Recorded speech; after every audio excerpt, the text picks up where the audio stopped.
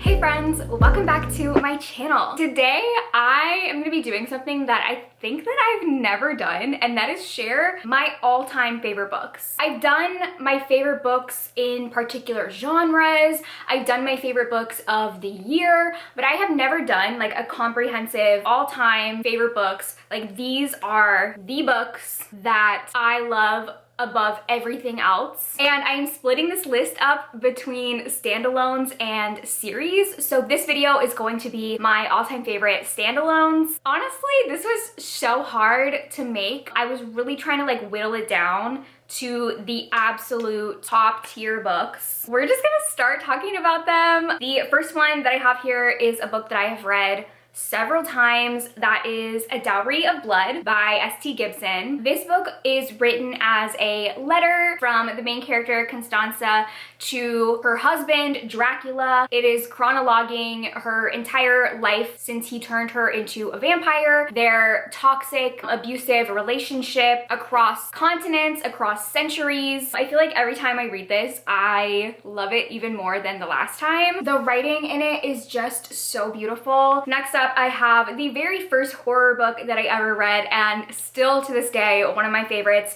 That is Into the Drowning Deep by Mira Grant, aka Sean McGuire. This is a horror following a documentary crew who are going to investigate supposed killer mermaids in the Mariana Trench. It is very slow burn horror, very scientific horror, and I loved this. I loved the characters, I loved the documentary style, I loved the oceanic horror elements of it, which were particularly terrifying. The mermaids in here are like probably the scariest creatures I've read in a horror book. They are haunting. If you like creature features, if you like sort of found footage, documentary style, this book, it to me is like a perfect horror book, and I was just obsessed with it. Next up we have, I think, the only thriller on this list. I do have a ton of thrillers that I really love, but if I have to pick my all-time favorite, I think I have to pick this one, and that is In My Dreams I Hold a Knife by Ashley Winstead. I was just obsessed with this book, particularly because I loved the main character.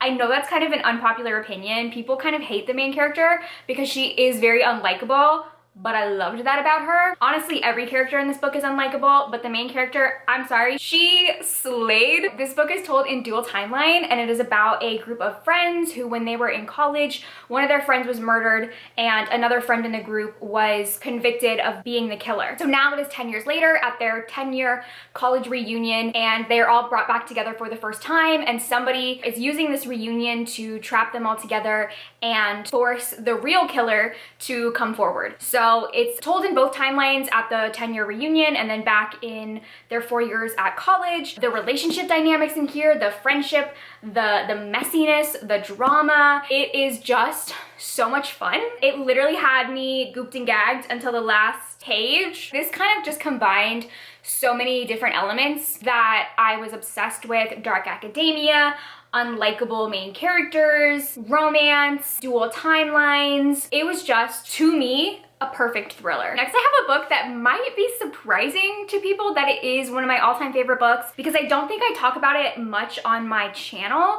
However, it is the book that I recommend most to people offline. Like, whenever I meet people and they find out that I am a big reader, they always ask that inevitable question of like, oh, what is a book you would recommend? And this is always the one that I recommend because I think it's so universal in people enjoying it, and that is Project Hail Mary by Andy Weir. This is my favorite sci-fi book ever, and everyone that I've recommended this to, like in real life, ends up loving it. This is a sci-fi book following a man who wakes up on a spacecraft and he has no memory of how he got there, who he is, why he's there. Everyone else on the ship is dead. He is the sole survivor. He finds out that it is up to him to save Earth and humanity. I feel like there's a lot of this book that is best going in not knowing, but it is just so fantastic. I feel like Andy Weir writes sci-fi and science in a way that is very easily digestible to big dumb brains. If you don't know much about science, I think you're still fine reading this. It's very easy to understand, and I loved this. I loved the characters.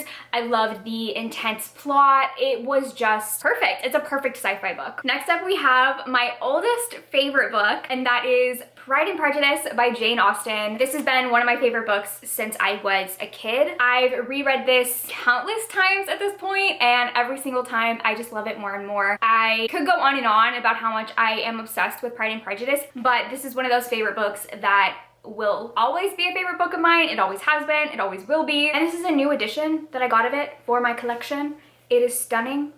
We love her. Next up, we have a favorite romance book, and that is Sea of Ruin by Pam Godwin. This is a dark historical pirate romance that I am just still obsessed with. I've been obsessed with it since I read it like 2 years ago. It is amazing. It's about this main character named Bennett, who is a pirate captain, and she is trying to avoid her ex-husband, and then also gets kidnapped by a pirate hunter.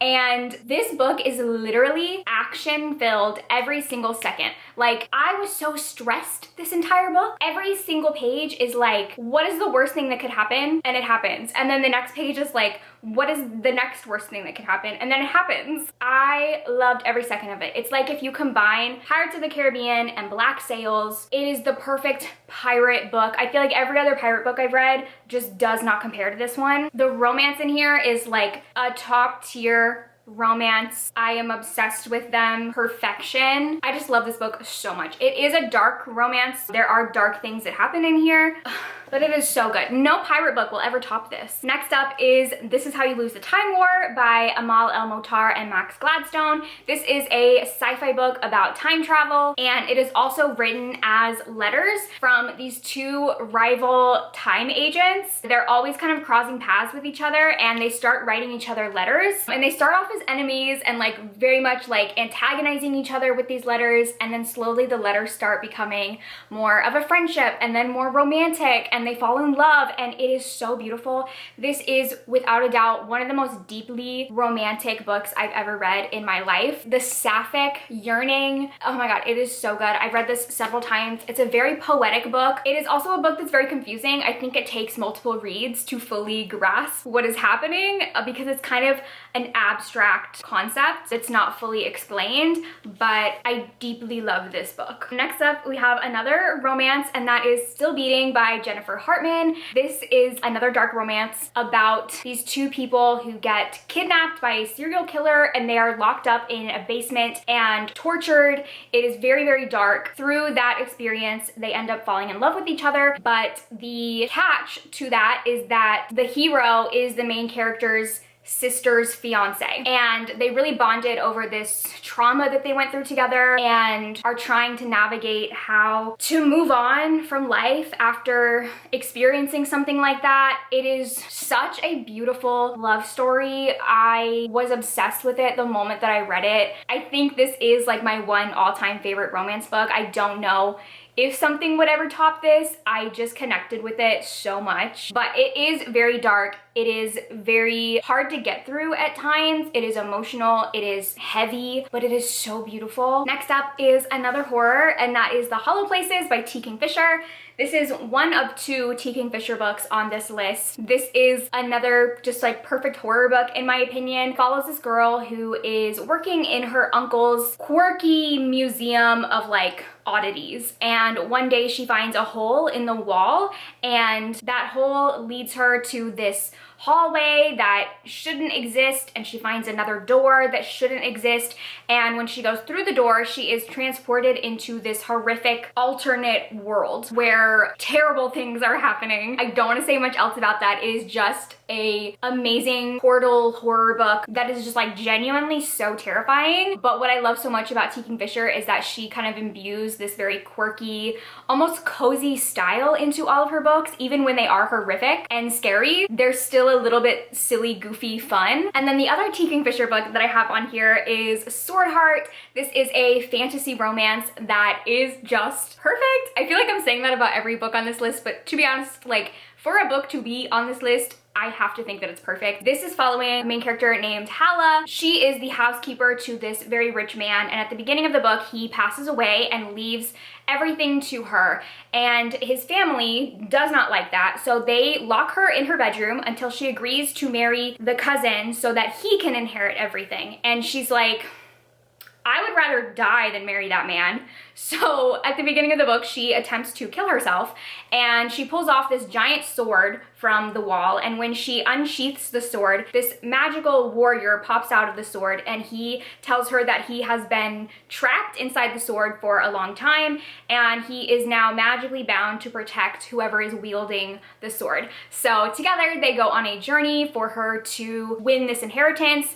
It is very much like a quest, road trip, journey story, very slow burn romance, grumpy sunshine. I ate this up. I was obsessed. It is very, very slow burn, but I loved it. I love journey stories where they're like traveling on the road and they keep like reaching obstacles, and it's just so much fun. I loved this. The romance was amazing. What I love so much about T. Kingfisher's romances too is that she always writes characters who are over the age of 30 and characters who are plus size, and it's just nice seeing romances for people who are not 22. Next up, we have the newest book added to this list. I only read this book like a month ago, and I already know that it is an all-time favorite. It is my favorite book that I read this year. It is easily a top 5 favorite book all time. Like, the way this book has made such an impact on me, you can probably guess what it is if you've been watching any of my videos recently, but that is Bloom by Delilah S. Dawson. This is a sapphic cottagecore horror book